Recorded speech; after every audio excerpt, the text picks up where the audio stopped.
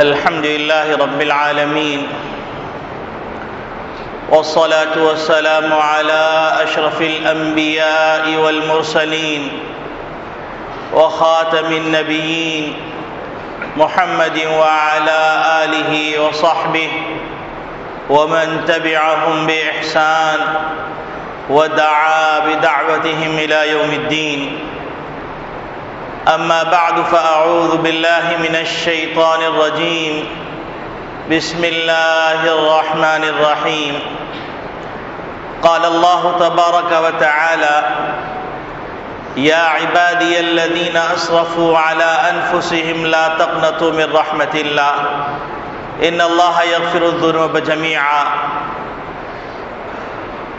وعن ابن عباس رضي الله تعالى عنهما قال النبي صلى الله عليه وسلم: يدخل من أمتي 70,000 بغير حساب.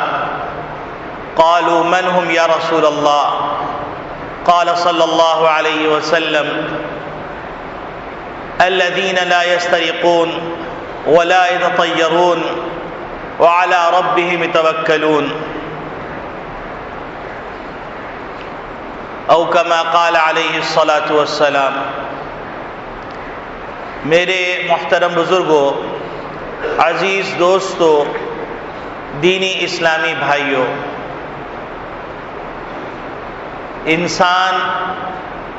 انسان کے ساتھ رہتا ہے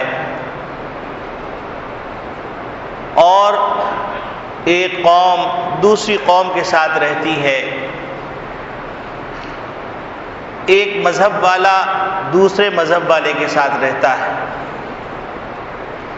ایک رنگ والا دوسرے رنگ والے کے ساتھ رہتا ہے، ایک برادری والا دوسری برادری والوں کے ساتھ رہتا ہے، اور شعوری لاشعوری طور پر ایک دوسرے کے خیالات سے متاثر ہوتا ہے اور ایک دوسرے کی باتوں کو لیتا اور سیکھتا ہے. زندگی کا کوئی لمحہ انسان پر ایسا نہیں گزرتا کہ وہ کچھ نہ کچھ سیکھ نہ رہا ہو.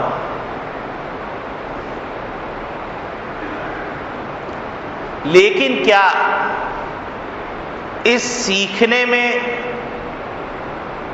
ان خیالات کو لینے میں انسان آزاد ہے یا شریعت نے اس پر کوئی پابندیاں لگائی ہیں؟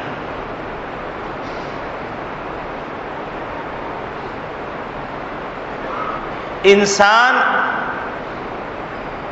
اپنی مرضی سے نہیں آیا ہے اور اپنی مرضی سے نہیں جائے گا. یہ کائنات خود بخود نہیں بن گئی ہے اور خود بخود ختم نہیں ہو جائے گی. یہ کائنات اور کائنات میں جتنے تغیرات ہو رہے ہیں، یہ تغیرات خود بخود نہیں ہو رہے. کوئی طاقت ہے جو اس پورے کائنات کے ذرے ذرے کی حرکات اور سکنات کو دیکھ رہی ہے اور اس کے حکم سے تغیرات اور تبدلات وجود میں آ رہے ہیں.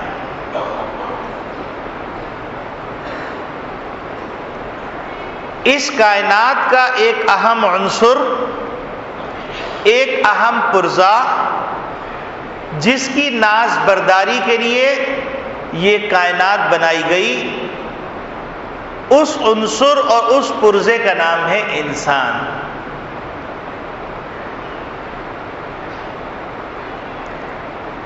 تو جب کائنات اپنی مرضی سے وجود میں نہیں آئی، حادثاتی طور پہ وجود میں نہیں آئی، اور اس کائنات میں جو سب سے مکرم، مشرف، اشرف جو ہستی ہے وہ انسان ہے، تو کیسے ممکن ہے کہ اس انسان کو خالق کائنات نے اپنے تصورات کے اندر، اپنے خیالات کے اندر اور اپنے معتقدات کے اندر آزاد چھوڑ دیا ہو۔ یقینی بات ہے کچھ ایلیگیشنز لگائی ہیں، کچھ پابندیاں لگائی ہیں کہ یہاں تک سوچ سکتے ہو اور یہاں سے باہر نہیں سوچ سکتے،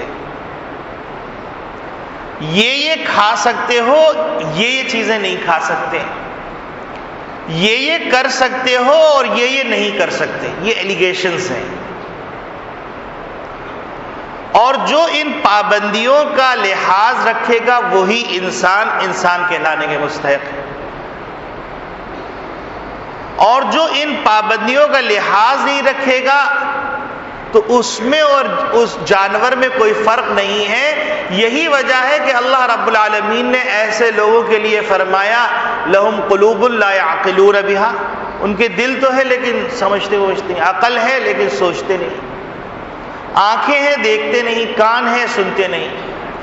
اور پھر ان کو جو سند دی گئی وہ سند دی گئی اولئک کالانعام، وہ چوپاؤں کے مانند ہیں، بل ہم اضل، بلکہ چوپائے تو پھر بھی جو ہے جس طرح امام غزالی نے 3 درجے بیان کیے اس طرح کے درجات میں منقسم ہے، لیکن یہ اس سے بھی گئے گزرے۔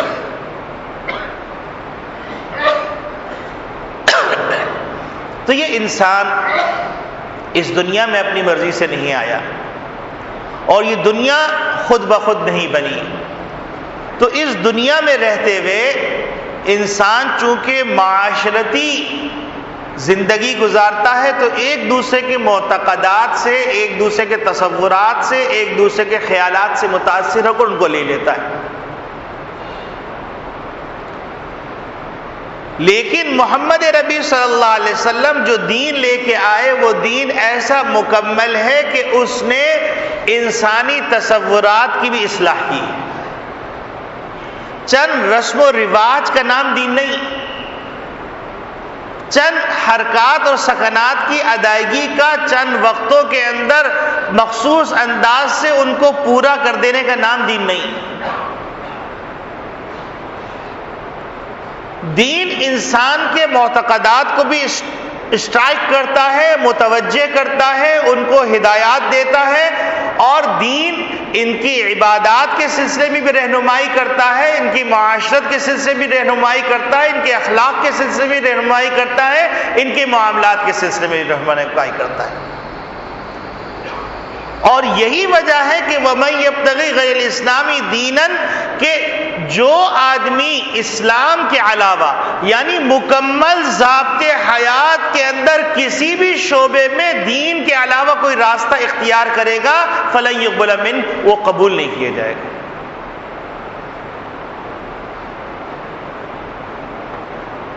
کوئی آدمی کوئی راستہ اس وقت اختیار کرے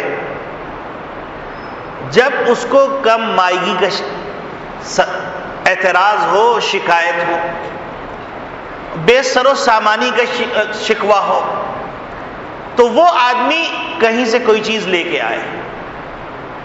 لیکن جس کے رسول صلی اللہ علیہ وسلم نے قیامت تک کے لیے ایسے مسلمات، ایسے اصول عطا فرما دیے کہ ان اصولوں کی بنیاد پر قیامت تک کے آنے والے جزیات، واقعات، مسائل، ان کا حل ان اصولوں کی بنیاد پر نکالا جا سکتا ہے، تو کہیں اور دیکھنا یہ وَمَن يَبْتَغِي غَيْرَ الْإِسْلَامِ دِينًا فَلَن يُقْبَلَ مِنْهُ کے قبیل میں سے۔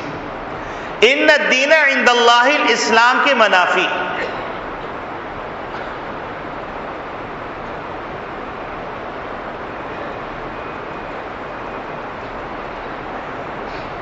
یہ فکری تنگ دستی جب سے پیدا ہوئی اس کے بعد سے انسان خوشی میں بھی اپنے آپ کو آزاد سمجھنے لگا، غم میں بھی اپنے آپ کو آزاد سمجھنے لگا، انتقام میں بھی اپنے آپ کو آزاد سمجھنے لگا، اور بہت سارے معاملات کے اندر وہ اپنے آپ کو آزاد سمجھنے لگا۔ مسجد کے اندر تو وہ مسلمان نظر آتا ہے لیکن مسجد سے باہر اس کو انسان کہنا مشکل ہو جاتا ہے۔ یہ فکری تنگ دستی، یہ فکری جمود ہے، یہ اسلام سے زندہ تعلق نہ ہونے کا نتیجہ ہے۔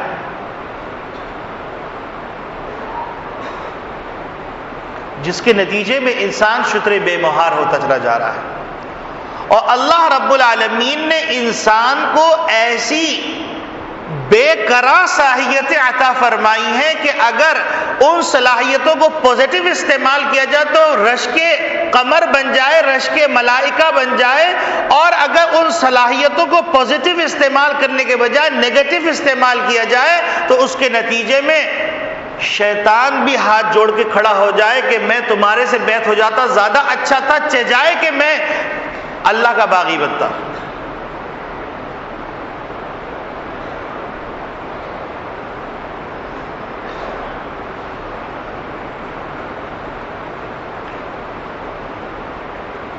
اور یہ فکری جمود بڑھتا چلا جا رہا ہے، روشن خیالی کے نام پر، یا یوں کہہ لیجئے فکری بہرہ روی بڑھتی چلی جا رہی ہے، اور جواب دہی کا احساس ختم ہوتا چلا جا رہا ہے، پامال ہوتا چلا جا رہا ہے، جس کے نتیجے میں یہ انسان جس کو اللہ رب العالمین نے بے انتہا صلاحیتوں سے مالا مال فرمایا تھا، وہ انسان انسانیت کی تذلیل کی اس دہلیز پر انسانیت کو سجدہ کرنے پہ مجبور کر رہا ہے جس سے انسان کی جبین کو اٹھا کر نبی اکرم صلی اللہ علیہ وسلم نے وَلَقَدْ كَرَّمْنَا بنی آدم کا تاج پہنایا تھا۔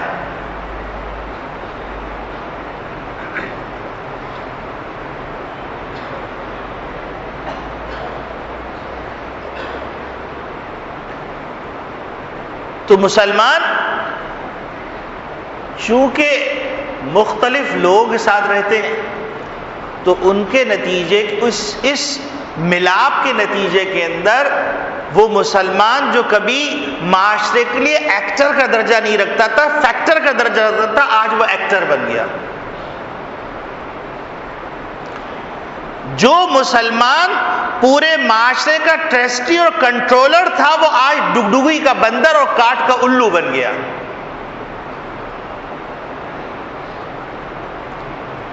جو مسلمان کبھی امن کا پیغمبر تھا اور جہاں سے مسلمان گزرتا تھا تو لوگ اس کو دیکھ کے کہتے تھے کہ یہ جس مذہب کا پیروکار ہے اس مذہب کو ہم مانتے ہیں، کیونکہ انسانیت کا کامل تصویر اس کے اندر نظر آتی ہے۔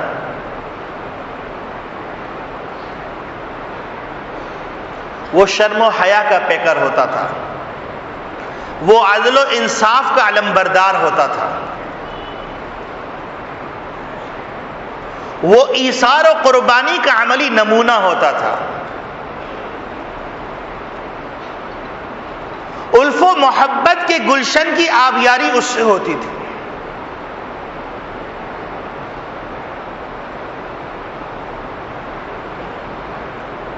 وہ خزاں رسیدہ علاقوں کے اندر شبنم کا چھیٹا ہوتا تھا۔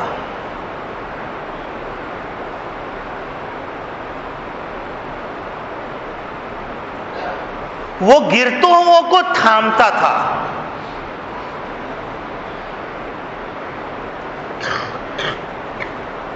لیکن آج وہی مسلمان، اس کو انسان کہنا مشکل ہو رہا ہے۔ وہی مسلمانوں کا معاشرہ، اس کو انسانی معاشرہ کہنا مشکل ہو رہا ہے۔ ایک طرف فکری طور پر متا لٹ چکی، دوسری طور پر اخلاقی زوال اور انحطاط کے نتیجے میں ایسی پستی میں گر گئے جس پستی میں کبھی جانور بھی نہیں گرتا۔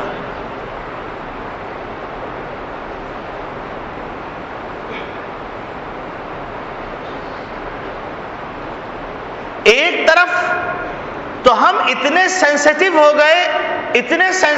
گئے کہ ایسی باتیں جو باتیں بچکانا ہیں اس کو ہم نے عقیدہ بنا لیا اور اس کو اپنے سینے سے ایسے لگا لیا کہ جیسا کہ اس کے چھوڑنے سے ہمارا سب کچھ لٹ جائے گا۔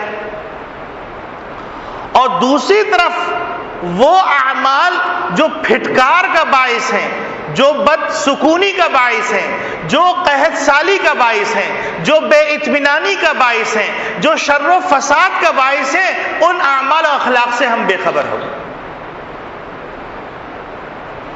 عجیب غریب تضادات کا مجموعہ بن گیا۔ کے سامنے 2-3 مثالیں رکھتا ہوں. ہندوؤں کے ساتھ رہ کر، بد عقیدہ لوگوں کے ساتھ رہ کر ہمارا عقیدہ بن گیا کہ سفر کا مہینہ شروع ہوگا، اب نحوست شروع ہو گئی.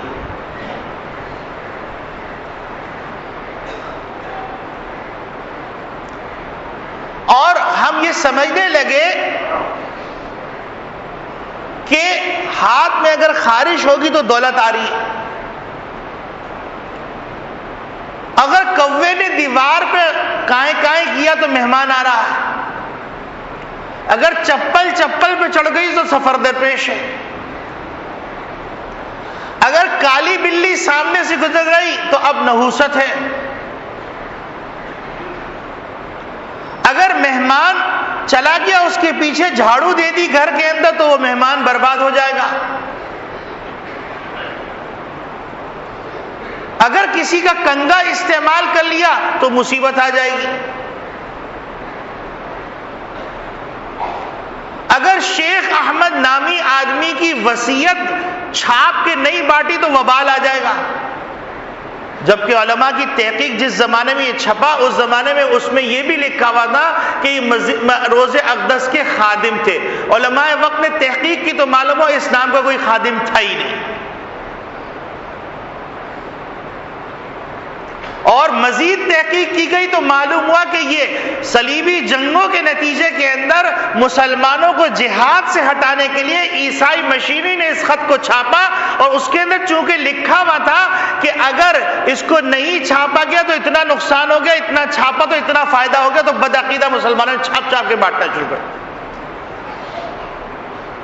ایک طرف فکری جمود کا عالم یہ،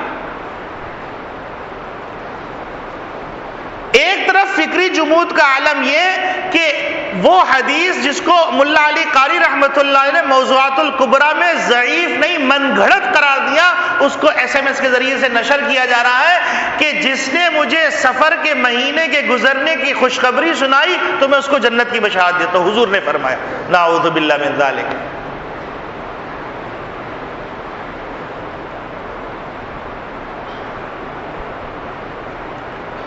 اور 10 لاکھ مصیبتیں نازل ہوتی ہیں سارے سال کے اندر، ان میں سے 9,20,000 صرف سفر کے مہینے میں نازل ہوتی ہیں. اس کو مشہور کیا جا رہا ہے.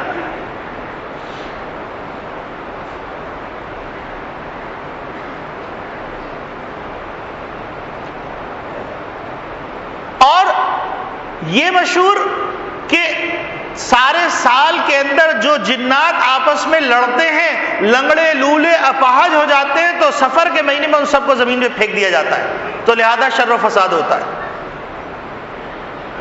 اس کو ہم نے اپنا عقیدہ بنا لیا اور عقیدہ بنا کے سینے سے لگا لیا.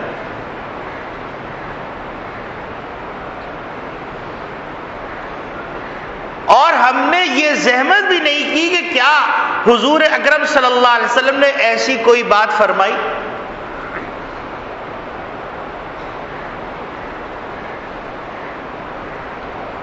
دوسری طرف ہمارا ایک طرف اسلام سے عقیدے کی بنیاد پر اس طرح کا رشتہ کہ فرائض چھوٹ جائے کوئی حرج نہیں، لیکن سفر کا چاند نظر آنے کے ساتھ ہی 4 رکعت ایسی پڑھی جائیں کہ جس کے اندر 15 مرتبہ سورہ کافرون، 15 دفعہ سورہ اخلاص پڑھی جائے، اور یہ پڑھا جائے وہ پڑھا جائے تو سفر کی نحوست سے بچ جائیں گے. سفر کے مہینے میں کوئی ڈیل نہیں کرنی، سفر کے مہینے میں کوئی شادی نہیں کرنی، جبکہ حضرت فاطمہ الزہرا رضی اللہ تعالیٰ عنہ کی شادی سفر کے مہینے میں ہوئی. حضرت زینب بنت خزیمہ رضی اللہ تعالیٰ عنہ جو امہات المومنین میں سے، ان کی شادی سفر کے مہینے میں. حضرت صفیہ رضی اللہ تعالیٰ عنہ کی شادی سفر کے مہینے میں ہوئی.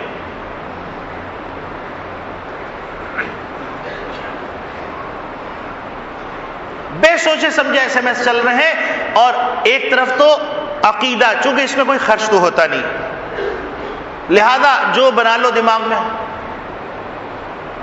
اور دوسری طرف اس بات سے سروکار نہیں ہے کہ ایسے گناہ جو پورے معاشرے کو منحوس بنا دے رہے ہیں اس کی فکر نہیں ہے. نبی اکرم صلی اللہ علیہ وسلم فرماتے ہیں کہ بیت اللہ کو 1 دفعہ ڈھانا نہیں، 100 دفعہ ڈھانا. اور ایک مسلمان کو شہید کرنا اس کے برابر ہے۔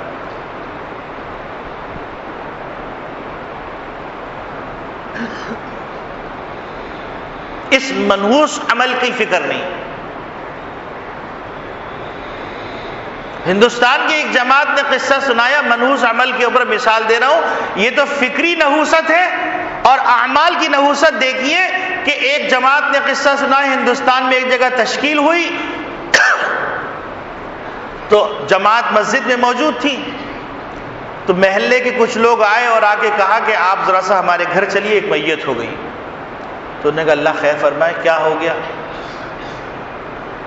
گئے تو دیکھ کے کہیں گے لرز گئے کہ ایک لڑکی انتہائی حسین جمیل، اس کی لاش رکھی ہوئی ہے، لیکن اتنے بڑے بڑے کھن کھجورے اس کو گھیرے ہوئے، اور ایسے منہ کہ ان کے منہ دیکھ کے لرزہ طاری ہو رہا ہے۔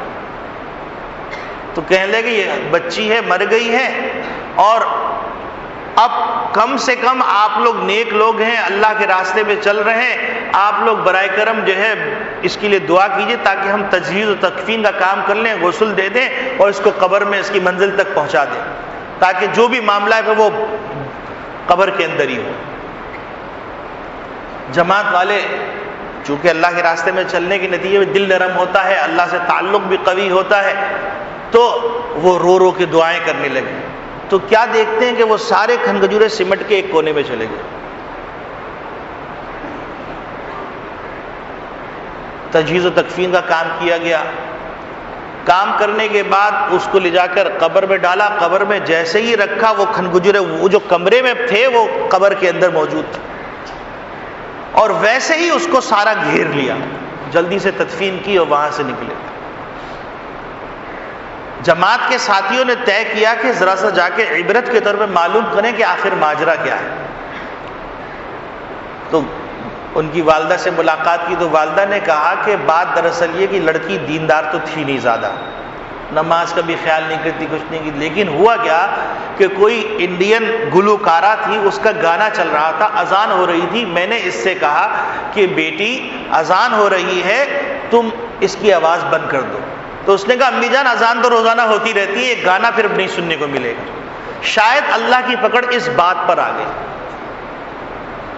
اب ہم سوچیں کہ اذانیں ہوتی رہتی ہیں، دکانوں میں کیا ہوتا رہتا ہے، گھروں پہ کیا ہوتا رہتا ہے۔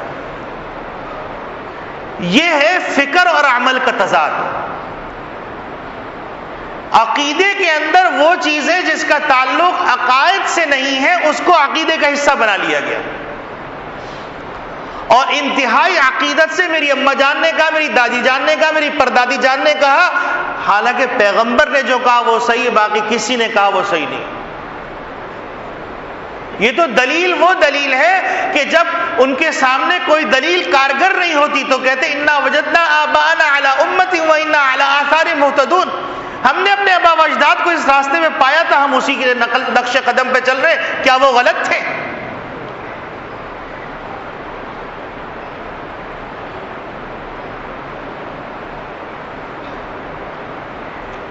آپ یہ سوچئے کہ یہ بھی بالکل سچا واقعہ ہے، عینی شاہدین نے اس بات کو نقل کیا کہ ایک صاحب فرانس سے حج کرنے کے لیے آئے تو ایک ایسا موقع آیا کہ اس موقع کے اندر قبر کی کھولنے کی ضرورت پیش آ گئی۔ جنت المقی کے اندر تدفین ہوئی ہوئی ہے، قبر کھودی گئی تو اس قبر سے وہ جو صاحب تھے ان کی لاش کی جگہ پر ایک فرانسیسی لڑکی کی لاش رکھی ہوئی۔ سب لوگ پریشان کہ یا اللہ یہ کیا ہو گیا، اور اللہ کے خزانے کے اندر جو نظام ہے وہ ہماری سوچوں سے بالا تر ہے، لہذا یہ کوئی کہانی اور افسانہ نہیں۔ تو وہ صاحب کہنے لگے کہ جو فرانس سے آئے ہوئے تھے انہوں نے کہا کہ میں دیکھ کے پہچان گیا یہ تو ایک پادری کی لڑکی ہے، اس کا جنت البقیع میں کیا گزر۔ تو انہوں نے وہاں پر لوگوں سے کہا کہ اس قبر کو بند کر دو، میں جب حج سے واپس جاؤں گا وہاں سے تمہیں اطلاع دوں گا کہ وہ فرانسیسی لڑکی کا کیا حال ہے۔ کہتے ہیں کہ وہ وہاں پر گئے حج سے فارغ ہونے کے بعد، اور فارغ ہونے کے بعد جانے کے بعد وہاں پہنچے، اور پہنچنے کے بعد انہوں نے معلوم کیا تو معلوم ہوا اس لڑکی کا انتقال ہو گیا۔ اب اس لڑکی کے انتقال کے لیے وہاں پر لوگ تابوت میں رکھتے ہیں، تو تابوت کھولا گیا تو دیکھا وہاں وہ صاحب کی لاش رکھی۔ لوگوں کو تعجب ہوگا، یا اللہ، ایک لاش فرانس سے جنت البقیع پہنچ گئی اور ایک لاش جنت البقیع سے فرانس کے قبرستان میں پہنچ گئی، وہ بھی کرسچن قبرستان میں۔ ان کی بیوی سے معلوم کیا کہ کیا بات ہے، کیونکہ نیک تو بڑے آدمی تھے، بس بات یہ تھی کہ جب بھی غسل جنابت کی ضرورت پیش آتی تو یہ کہا کرتے تھے کہ کیا ہی اچھا عیسائی مذہب ہے، اس میں غسل جنابت نہیں ہے۔ اور اس لڑکی کے بارے میں تحقیق کی گئی تو معلوم یہ ہوا کہ اس نے اسلام سے متاثر ہو کر کلمہ پڑھ لیا تھا اور حضور صلی اللہ علیہ وسلم سے عشق پیدا ہو گیا۔ تو اللہ نے اس عشق رسول کے نتیجے میں اس کو جنت البقیع پہنچا دیا، اور اس کے اس کفریہ جملے کے نتیجے میں اس کو فرانس کے عیسائیوں کے قبرستان میں پہنچا دیا۔ آج ہم صبح شام کتنے اسلامی احکامات کا مذاق اڑا دیتے ہیں۔ یہ مولویوں کا افسانہ ہے، یہ فرسودہ خیالات ہیں۔ اس فکری تضادات نے ہم کو تباہ کر دیا، قول اور فعل کے تضاد نے ہم کو تباہ کر دیا، جس کے نتیجے کے اندر ہر چیز کے لیے ہم نے ایک بہانہ ڈھونڈ لیا۔ فلاں صاحب کر رہے ہیں، دیکھو وہ تو حاجی صاحب بھی ہیں، وہ کر رہے ہیں تو ان کے ساتھ جو ہوگا وہ ہمارے ساتھ ہو جائے گا۔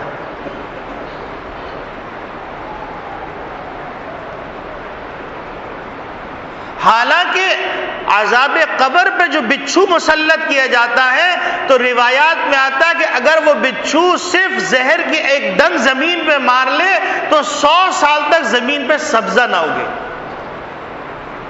اس بچھو کا ڈنگ ہم برداشت کر سکتے ہیں؟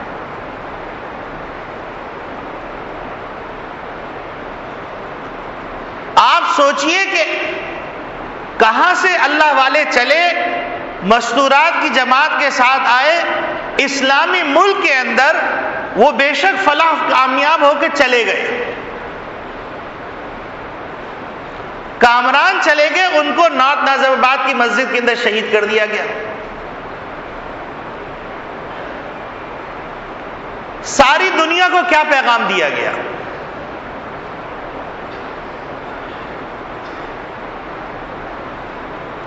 اور پھر وہ پکنک کرنے نہیں آئے تھے، وہ صرف اور صرف اللہ کی دین کی محبت کے اندر اور اپنے مسلمان بھائیوں کے سامنے دین اور کلمے کا مذاکرہ کرنے کے لیے آئے تھے۔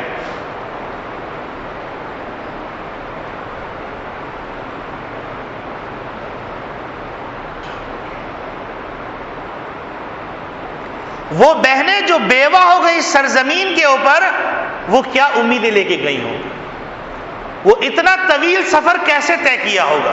کبھی ہم نے سوچا؟ کیا ایک دن کے لیے کسی نے اپنے رقص و سرور کی محفلیں بند کی؟ کیا سینما کے جو بڑے بڑے اشتہار لگے ہوئے تھے اس پہ کالے پردے ڈالے گئے؟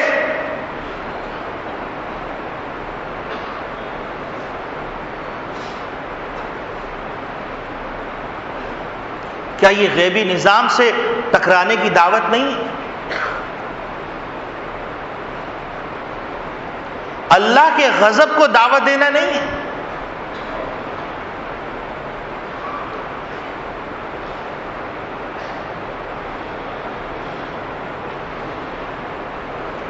ایک طرف سارے گناہوں کا انبار رکھنے کے باوجود اللہ نقطہ نواز ہے کہہ کر بڑے اوپر امید بیٹھے ہوئے،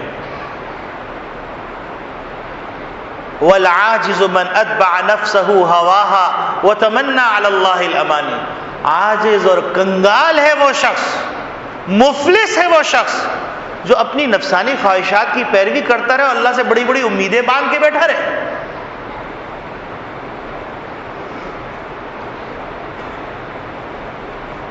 کیا اس واقعے نے ہمیں اپنی زندگی تبدیل کرنے پہ آمادہ کیا.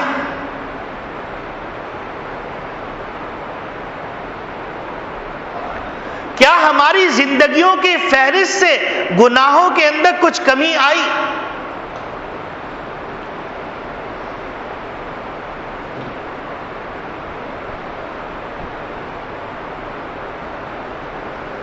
میرے عزیز دوستو بھائیوں، ہم کو سوچنا چاہیے. یہ زبان ہر جگہ کام نہیں دے گی. الیوم نختم علی افواہہم، اللہ رب العالمین اس زبان کے اوپر مہر لگا دیں گے اور اعضاء اور جوارح بولیں گے. اور جب انسان حسرت سے پوچھے گا تو وہ کہیں گے انطقنا اللہ، اللہ نے ہم کو بلوایا ہے، اللہ نے ہم کو قوت گویائی دی ہے. وانطق کل شیء، اللہ ذرے کو بھی بلوا سکتا ہے.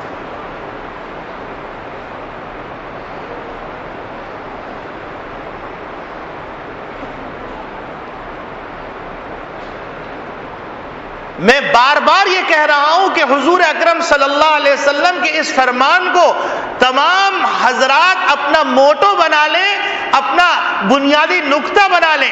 انصر اخاک ظالما او مظلوما، اپنے بھائی کی مدد کرو چاہے وہ ظالم ہو یا مظلوم. صحابہ کرام رضوان اللہ اجمعین نے پوچھا اے اللہ کے رسول، ظالم اور مظلوم کی تو مدد کرنا سمجھ میں آتا ہے، ظالم کی مدد کیسے کی جائے؟ تو نبی کریم صلی اللہ علیہ وسلم فرمایا اس کا ہاتھ پکڑ کے روک دو ظلم سے.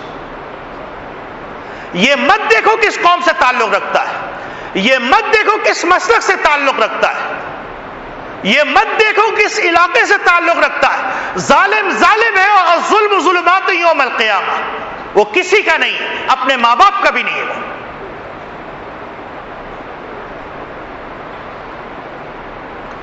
جب تک معاشرے کے اندر یہ بیداری پیدا نہیں ہوگی اس وقت تک بگاڑ درست ہوتا ہوا نظر نہیں آ رہا. اور ظلم کی ہر وہ صورت، چاہے وہ قانون کے توڑنے کی شکل میں ہو، چاہے وہ رشوت کی شکل میں ہو، چاہے وہ عہدے کی شکل میں ہو، چاہے وہ منصب کی شکل میں ہو، چاہے رواداری کی شکل میں ہو، چاہے تعلقات کی بنیاد میں ظلم عام کیا جا رہا ہو، چاہے کساد بازاری کی شکل میں ہو، چاہے اسٹاک کے ذریعے سے، ذخیرہ اندوزی کے ذریعے سے ظلم ہو رہا ہو، چاہے ہاریوں کے اوپر ظلم ہو رہا ہو، تمام شکلوں کے ظلم کو ختم کرنا پڑے گا. اللہ کی مدد چاہیے تو. اور بعض گناہ ایسے ہوتے ہیں کہ ان گناہوں کو اللہ رب العالمین چپکے سے معافی مانگنے والے کو معاف کر دیتے ہیں، لیکن بعض گناہ ایسے ہوتے ہیں کہ ان گناہوں کو صاحب معاملہ سے درست کرنا پڑتا ہے، اس کے بغیر معاف نہیں ہوتے. تو میرے عزیز دوستو بھائیوں، سفر کا مہینہ جو ہم اس کو منحوس فلاں امک ڈھمک تو کر رہے ہیں، لیکن ان منحوس اعمال کو سوچیے جو 12 مہینے ہو رہے ہیں، جس نے پورے معاشرے کو تباہ کر دیا ہے، جس نے بے سکونی کو ارزاں کر دیا ہے،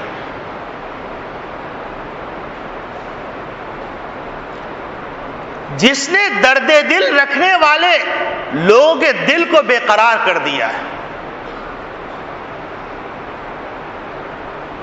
اور اگر انسان اپنے دل کی آواز سنے تو بقول شاعر دقات قلب المرء قائلۃ له، دقات قلب المرء قائلۃ له ان الحیات دقائق وثوانی، دل کی دھڑکنیں اس کو پیغام دیں گی کہ میاں چند گھنٹوں اور چند سیکنڈوں کے مجموعے کا نام زندگی ہے.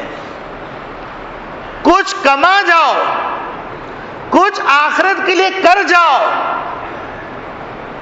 واپس آنے کے لیے موقع نہیں دیا جائے گا. جب تک موت کا جام منہ سے ٹکرا نہیں رہا اس وقت تک توبہ کر لو، دروازے کھلے میں ہیں. ورنہ تو پھر فرعون نے بھی جب موت کا جام ٹکرانے لگا تو اس نے کہا تھا کہ میں ایمان لے آیا، تو اللہ کی طرف سے کہا گیا آن اب ایمان لے کے آ رہے ہو، اب تو دروازہ بند ہو گیا.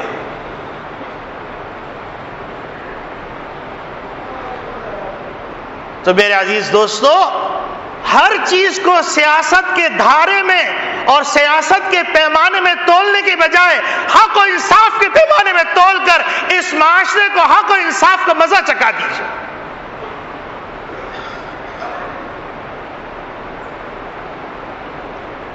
اور اپنی زندگی کا مشن بنا لیجئے، انصر اخاک ظالما او مظلوما، اپنے بھائی کی مدد کرو چاہے وہ ظالم ہو یا مظلوم ہو، اور ظالم ہونے کی صورت میں اس کے ہاتھ کو پکڑنا، جس طرح نبی کریم صلی اللہ علیہ وسلم نے حلف الفضول کے موقع پر یہ معاہدہ کیا تھا کہ معاشرے میں ظلم ہونے نہیں دیں گے۔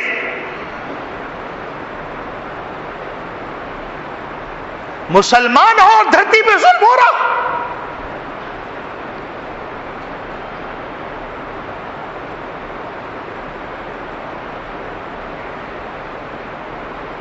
میرے عزیز دوستو بھائیوں، بعض گناہ ایسے ہوتے ہیں اس کی سزا پوری قوموں کو بھگتنا پڑتی ہے، ملکوں کو بھگتنا پڑتی ہے۔ اگر یہ بات سمجھ میں نہیں آتی تو تاتاری تاریخ کو اٹھائیے۔ تاتاری عذاب اسلامی ملکوں کی طرف منتقل اس وقت ہوا تھا جب چنگیز خان کے داماد کو ظلماً قتل کیا گیا تھا،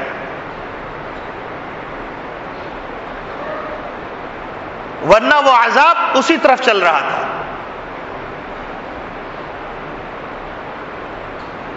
یہ دنیا کا نظام اللہ چلا رہا ہے۔